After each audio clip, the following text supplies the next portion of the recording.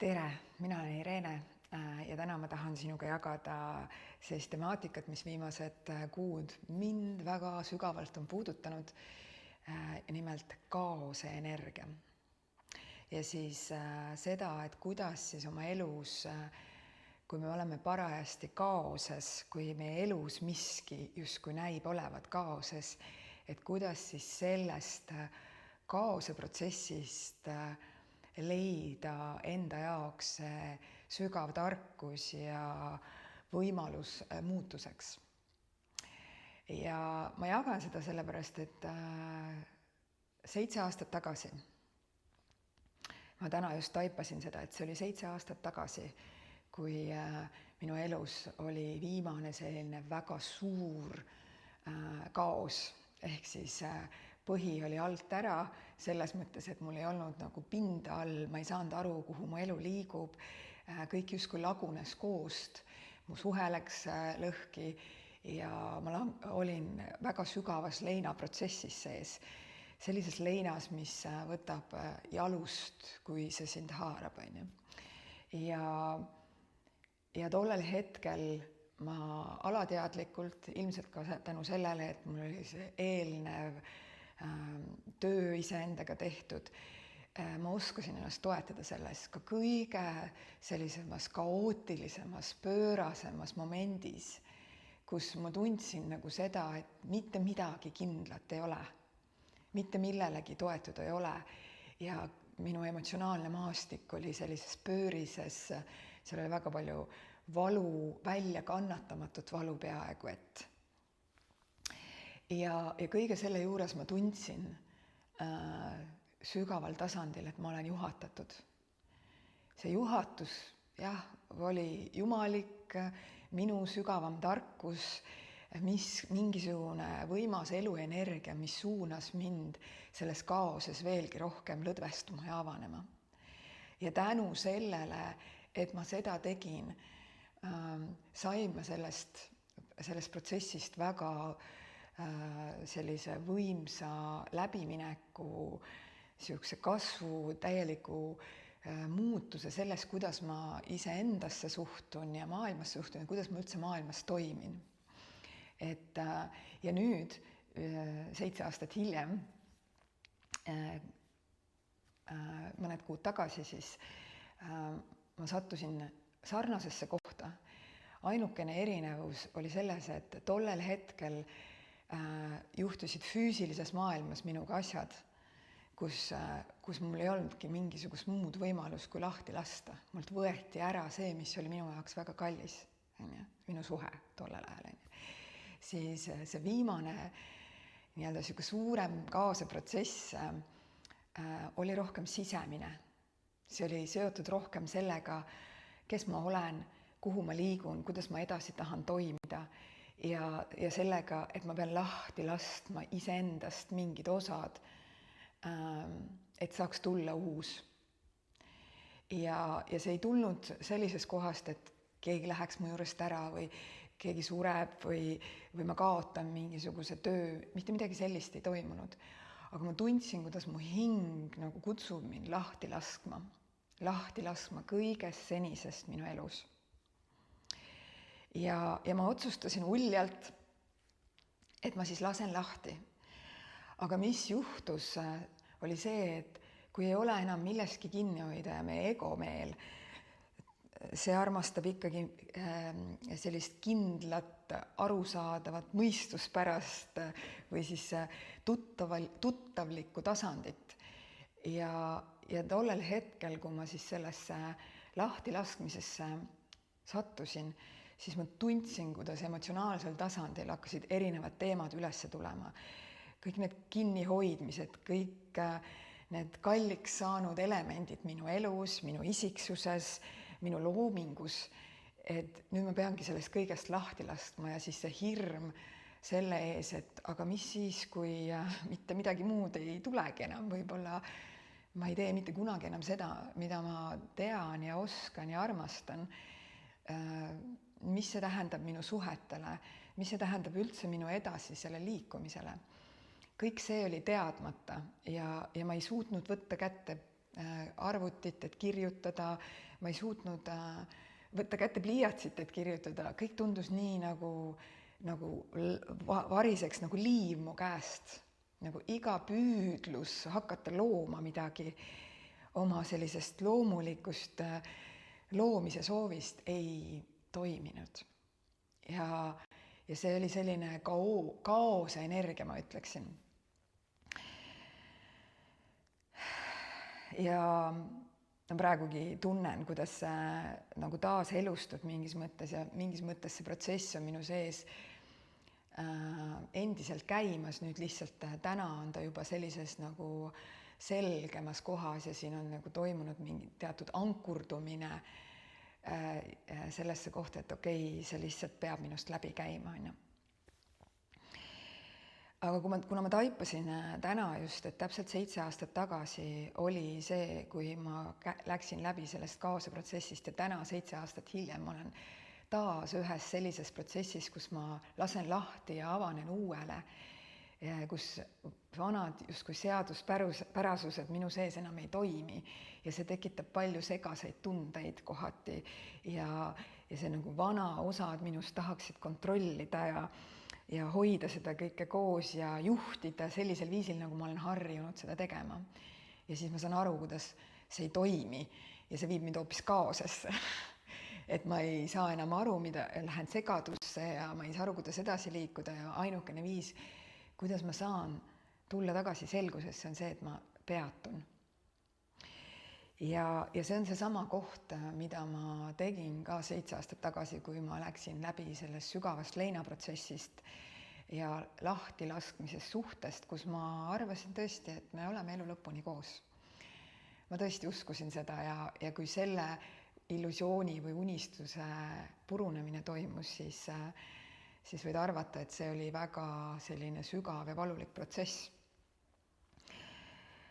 mis kestis tegelikult veel pikalt, sest et meie omavahelistes suhetes meil on ühine laps ja siis seal suhetes oli vaja leida ka uus suhtlustasand selles kohas, kus me enam ei reageeri üksteisele valu pealt ja usaldame seda lahtihargnemist.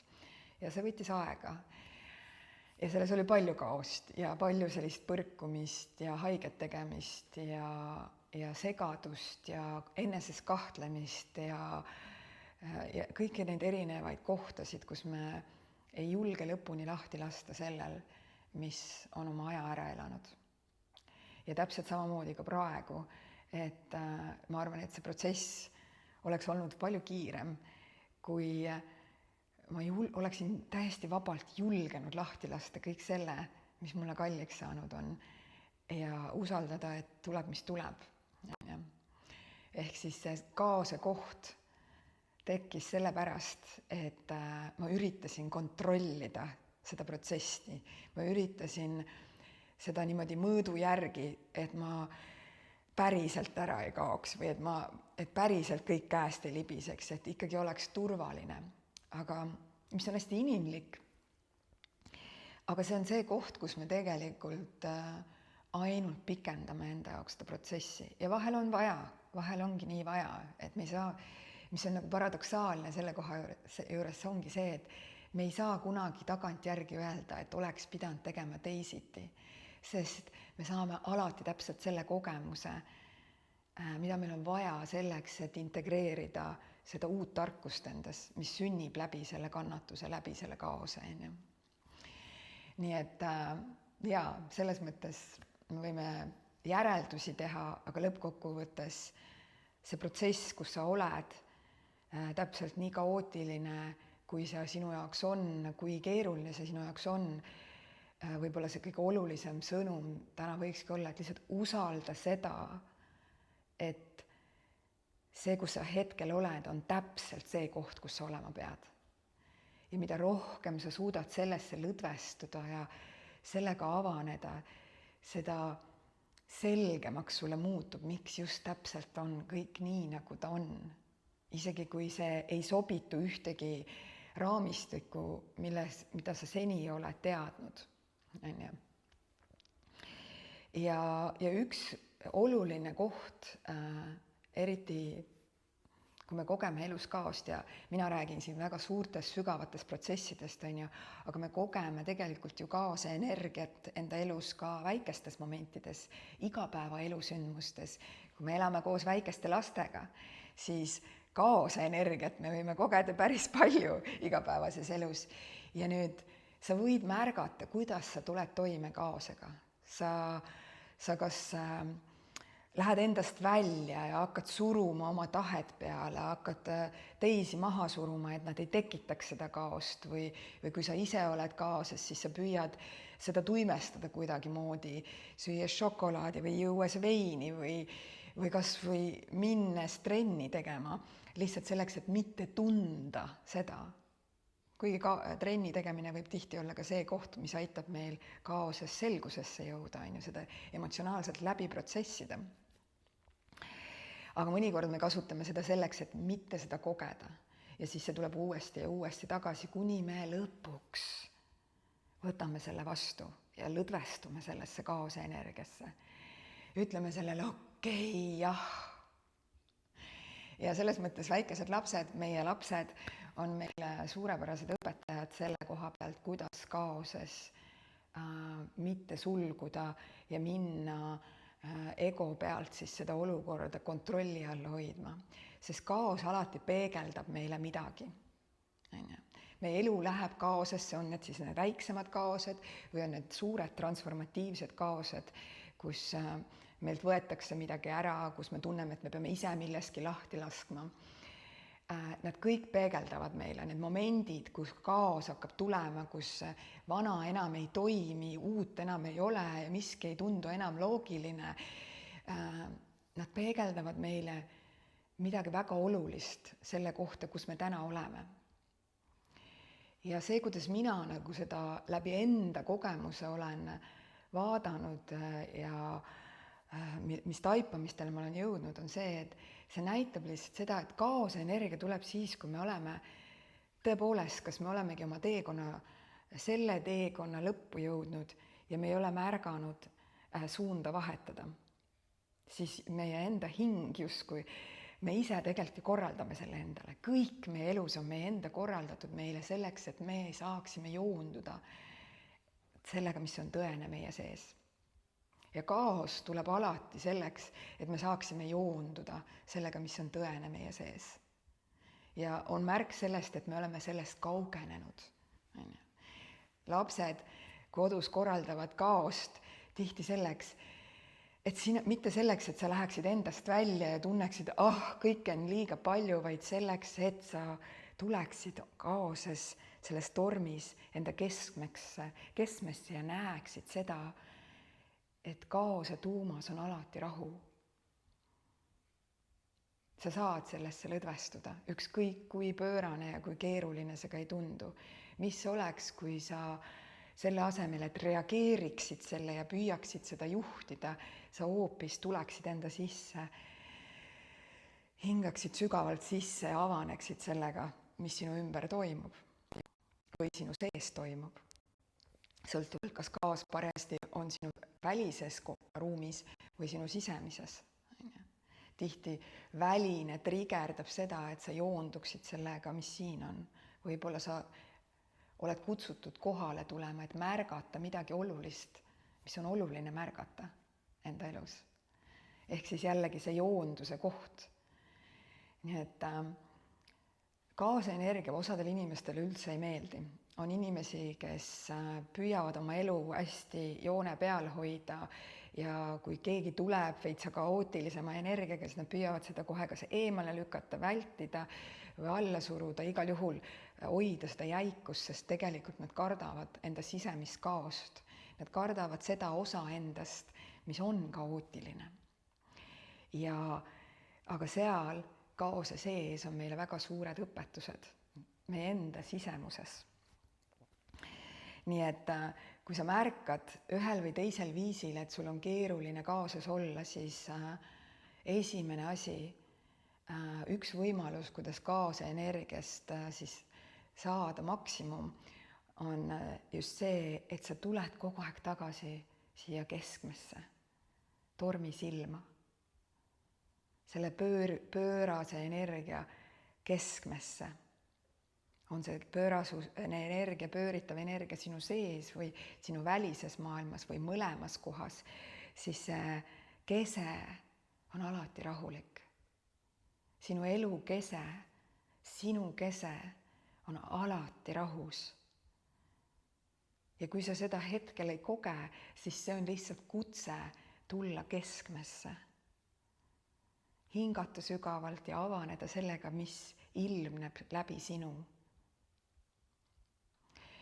Ja mõnikord on see, et meil on näiteks suhetes või siis ongi näiteks tööalaselt mingite projektidega.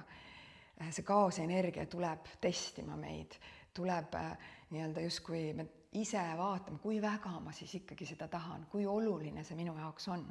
Siis võivad need nii-öelda kaose testid tulla, kus asjad lähevad katki, midagi ei toimi, plaanides toimuvad muutused ja nii edasi, siis üks võimalus veel, kui sul on visioon oma elule, kui sa tead, mida sa tahad, siis hoia seda visiooni nendel hetkedel enda silme ees, meenuta seda, miks sa oled selles suhtes, miks sa teed seda tööd või seda projekti,